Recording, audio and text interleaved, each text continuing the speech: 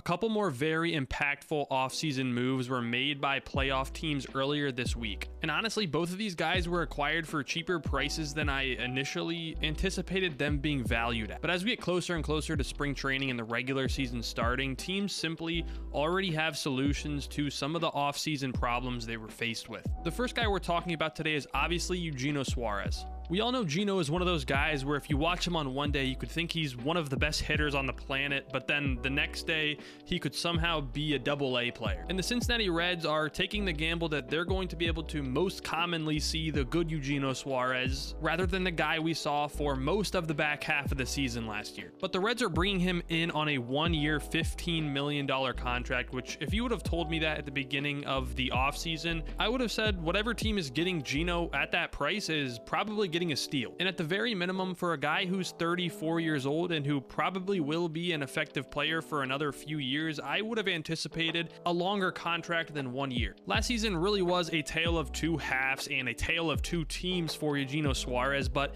if we look at his stats as a whole, it's really hard to argue that they aren't impressive. You know, he had 49 home runs, 118 RBI, a really solid .824 OPS with an okay batting average at .228, but let's be honest, nobody's bringing in Suárez to be a guy who gets on base a lot for them. A team like the Reds really just wants a guy to come in there, hit a lot of home runs, score a lot of runners, and I think we can all agree he'll be able to do that for them. Suárez also said he wanted to play in a stadium that was more hitter-friendly, and you really can't think of a better option than the Great American Ballpark in Cincinnati, Ohio. And the last reason I think this is a great fit for the Reds overall is because they're not a team who are going to rely on Suárez to play the field pretty much at all. At this point in Gino's career, he's really not a great fielder, but the Reds have Hayes at third and Stewart at first, so more than likely, we're going to see Gino pretty much exclusively playing at the DH position, and I think both parties will ultimately be happy with that decision. Now, moving the attention over to the Seattle Mariners, they also made a pretty under-the-radar but very important move. In a three-team trade, the Mariners brought in infielder Brendan Donavon from the St. Louis Cardinals. And honestly, I feel like it's about time the Cardinals moved Donavon because it feels like he's been rumored in trades for at least a couple of years now.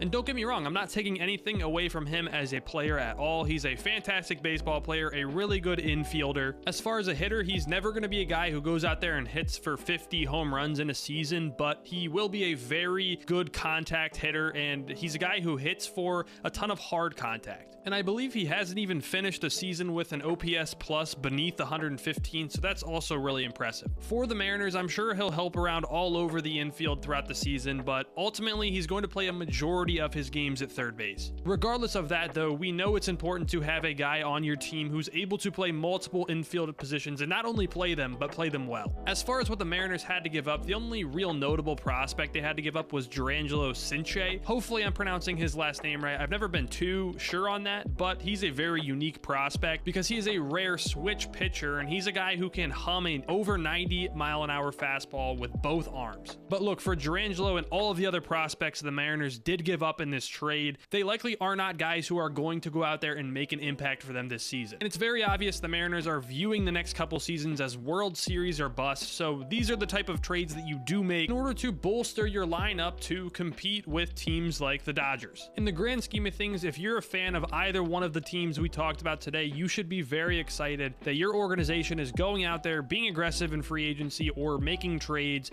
to better their lineups. And we are now getting to the point where we can start to have a clear picture of what these rosters are going to look like, which is super exciting. Anyway, that's all I have for today's video. As always, if you guys did enjoy, hit the subscribe button for weekly MLB content. I will talk to you all very soon. Bye-bye.